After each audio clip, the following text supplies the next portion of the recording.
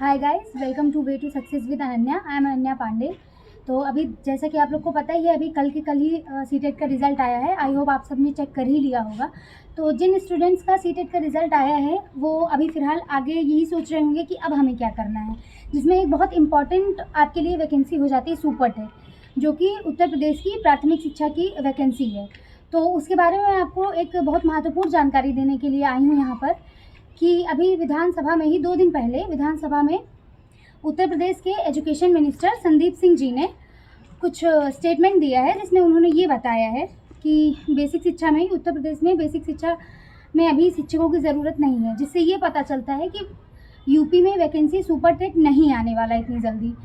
तो मैं आप लोग से बस यही इतना कहना चाहती हूँ कि बहुत ज़्यादा आप सुपर टेट की तरफ ना भागें। जो भी कोचिंग सेंटर वाले या जो कोई भी आपको यूट्यूब चैनल पे या कोई भी जो आपको मोटिवेट कर रहा है या जो आपको कह रहा है कि हमारी कोचिंग ले लीजिए या आप सुपर टेट की तरफ ध्यान दीजिए, तो अभी कोचिंग मत लीजिए और सेल्फ स्टडी पर ध्यान दीजिए। बाकी बात रही वैकेंसी की, तो दिल्ली की आ ही रही है, DSSB की आ रही है वैकेंसी, उसका लेवल सबसे हाई है, आप उसकी तरफ ध्यान दीजिए। अगर आप उसे तैयार कर लेते हैं और सुपर टेट की वैकेंसी आ भी जाती है तो उसमें आपके सिलेक्शन के चांसेस हैं, क्योंकि DSSB बहुत हाई लेवल का आता है।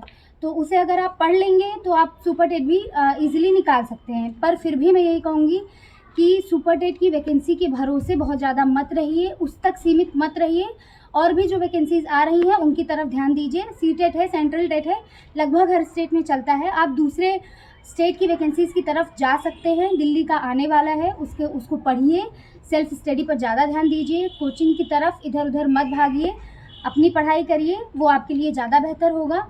और सुपर टेट के लिए जो बोला गया है विधानसभा में, उसकी क्लिप मैं इसके बाद वीडियो के बाद में लास्ट में डाल दूँगी, उसे आप देख लीजिएगा।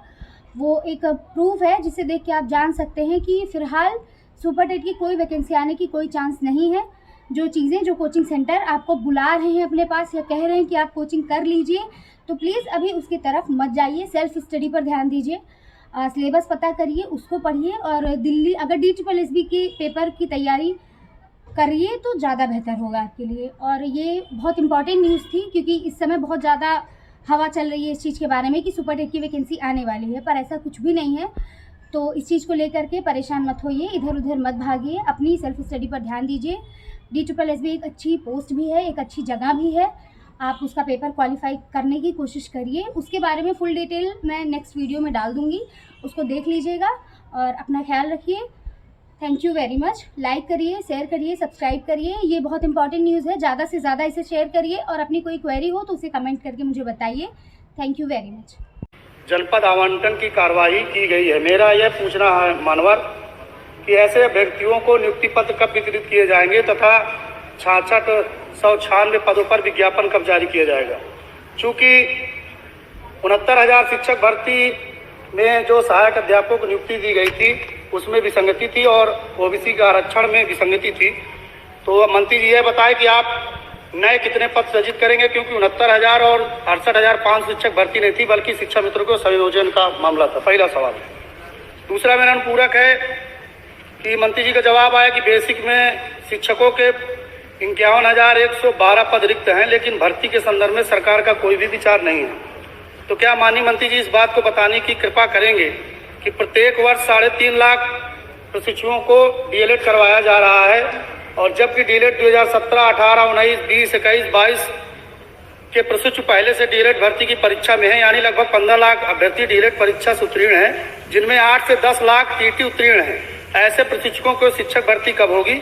सरकार या तो शिक्षक भर्ती निकालेगी या हर साल कब भर्ती होगी, इस पर अवगत है। एक तीसरा अनुपूरक है कि 2016 में 12,400 शिक्षक की भर्ती हुई थी, जिसमें 6,000 अभ्यर्थियों को नियुक्ति पत्र दे दिया गया था। सरकार बदलने के बाद इस पर जांच हुई थी, तो आधों को दे दिया गया, आधे भी अभ्यर्थी बचे, उनको कब नियुक्ति पत्र दिया जाएगा। एक आखिरी मेरा अनुपूरक है कि एडेड जूनियर हाई स्कूल में आखिरी और 17-18 अक्टूबर 2021 को परीक्षा हुई, जिसका परिणाम 17 नवंबर को आया 2021 को, तथा पुनः परिणाम 6 दिसंबर 22 को जारी किया गया, लेकिन अभी तक इनकी नियुक्ति नहीं की गई। इस नियुक्ति को कब तक भर्ती किया जाएगा? और इन विषयों पर माननीय मंत्री जी का मैं जवाब चाहता हूँ। धन्यवाद। जवाब माननीय मंत्री जी दीजिए। माननीय अध्यक्ष महोदय, माननीय सदस्य ने शिक्षकों के विषय में प्रश्न उठाया कि बेसिक शिक्षा विभाग के अंतर्गत बच्चों को जो पढ़ाने की व्यवस्था बनाई गई है, मुझे लगता है कि उनके समय में जो शिक्षा की व्यवस्था थी और आज के समय में जो बेसिक शिक्षा विभाग के अंतर्गत पठन पाठन की व्यवस्था बनाई गई है, उसमें जमीन आसमान का अंतर है। आज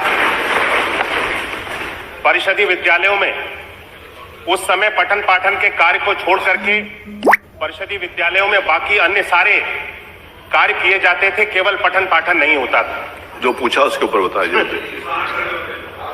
मैं जो पूछा उनके उत्तर पे ही आ रहा हूं। माननीय सदस्य ने चिंता जताई कि बच्चों को पढ़ाने के लिए शिक्षक हमारे परिषदीय विद्यालय में नहीं है। तो मैं माननीय सदस्य को जानकारी देना चाहता हूं कि वर्तमान में ये जो हमारे पद सृजित है, ये पद सृजित आज के समय के नहीं है, ये पुराने समय के हैं और पुराने छात्रों की संख्या के हिसाब से ये पद सृजित किए गए थे।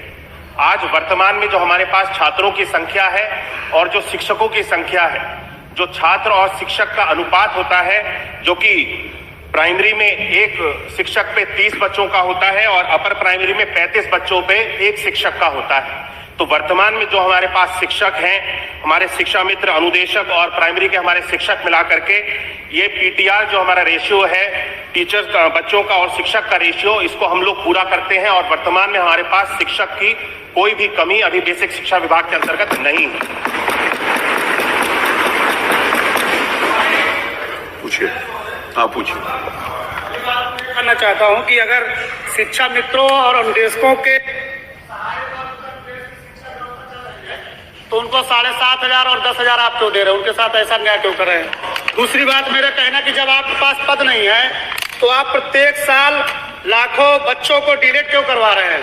लगभग 15 लाख बच्चे जो डिलीट किए हैं, जिसमें से 10 लाख बच्चे टीटी उत्तीर्ण हैं और आपके पास पद नहीं है, तो आप उनको क्यों डिलीट करवा रहे हैं? उनको क्यों बेरोजगारी की ओर धकेले हैं? धन्यवाद। माननीय मंत्री की जानकारी है तो बताइए। उन्होंने नियुक्ति के संबंध में माननीय सदस्य ने प्रश्न उठाया है, क्योंकि वर्तमान में पहले से 2 नियुक्ति के प्रकरण अभी विभाग के अंतर्गत चल रहे हैं और जिन पे माननीय न्यायालय के द्वारा ये प्रकरण दोनों चल रहे हैं, इस पे माननीय न्यायालय का निर्णय आना भी बचा हुआ है। माननीय न्यायालय का जिस तरह से निर्णय आएगा उस अनुसार इन प्रक्रियाओं को आगे बढ़ाया जाएगा। इसीलिए वर्तमान में कोई नई नियुक्ति की प्रक्रिया अभी विभाग के अंतर्गत विचाराधीन नहीं है और मैंने अपने उत्तर में